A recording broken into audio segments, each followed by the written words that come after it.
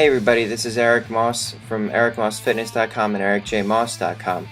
And one of the things I realized in that last episode of my video blog is I had mentioned a dilemma for the Tough Mudder, but I didn't actually mention what the dilemma was. You see, the first thing was that kind of got me interested in it is a couple of my friends were asking me to join their team. And I typically run on a first come, first served basis. So I went off to the personal training and fitness bootcamp studio where I share space with two CSCSs, and I had mentioned to them that I was doing the Tough Mudder, and they had said that they were too, and also told me that last year they generated $11,000 to help the Wounded Warrior Project with one wounded warrior in particular. And I was like, man, that is awesome. I would have really liked to have been part of a team that could generate $11,000 for charity.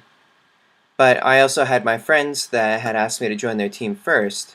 And as I'm going through it in my head, I had to figure that, alright, the two CSCSs don't really need my help to generate those kinds of funds, because obviously that's a lot of money to be generating for charity.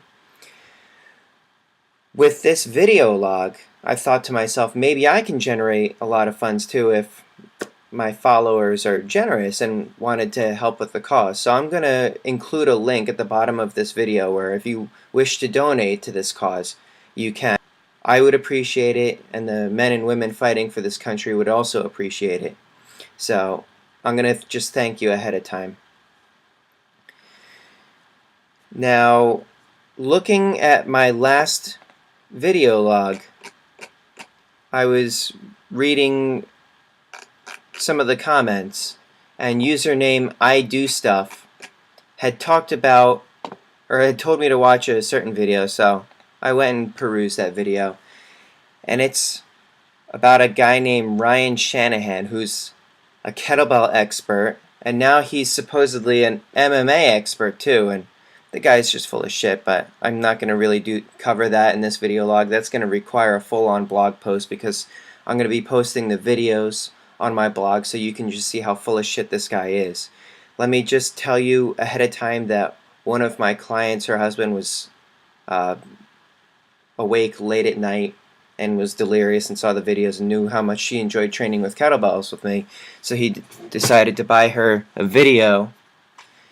She ended up returning most of it, but they give you those free DVDs that you're able to keep, and she forwarded them to me so I could write a really good blog post. I'll just say this, a simple thing like keeping track of time, they fucked up on.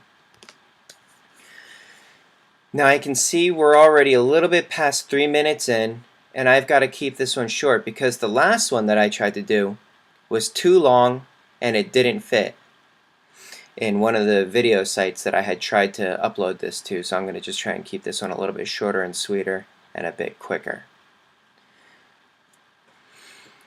Now, I want to talk a little bit about some of the trolls that happen on YouTube, and you've seen this not just in my videos, but just about anybody who posts anything halfway impressive. Is you'll get those people that are like, oh, I'm 14, I can do that. And I know I shouldn't really be feeding the trolls, but I just say, if you can, show us. I'd be happy to see if you can do it. Now, I also want to talk a little bit about Ambiance, because I've been going back and forth with someone that's been talking about Planet Fitness and the kind of ambiance they create. Having an ambiance is cool and everything, and we don't allow garbage type people into my classes. I go for the high quality individual. Now the ambiance that I create is one of old school heavy metal. We play a lot of the retro tunes that I just enjoy rocking out to. It makes my job a lot better. When we play heavy metal, it actually has a physiological effect on your body. You know, playing heavy metal can make your heart beat a little bit faster. It decreases the feelings of pain, because we've all got this kind of inner monologue in our heads, and when you're under a lot of cardiovascular stress, those little voices in your head can say, oh, you've done enough, this is too hard, you're going to get injured, blah blah blah blah blah, yada yada yada.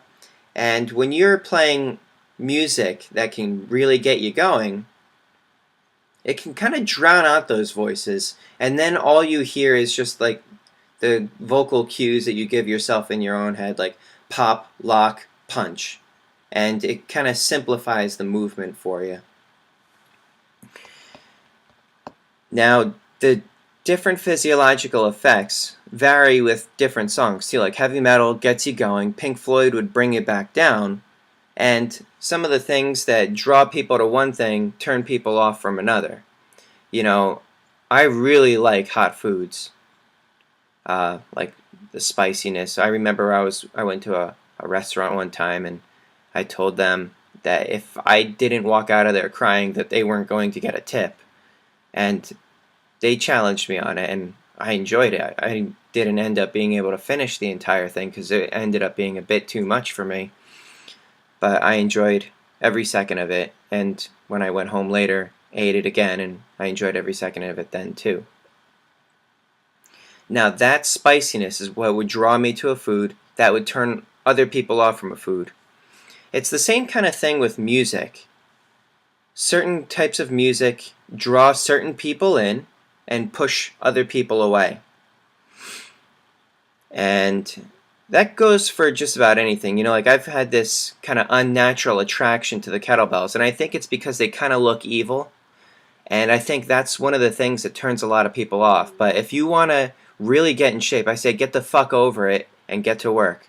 Alright, I'm going to cut this video out because I think it's going to end up being too long, but Eric Moss from ericmossfitness.com and ericjmoss.com, over and out. And don't forget to donate to the Tough Mudder. I appreciate it. Thank you. Bye-bye.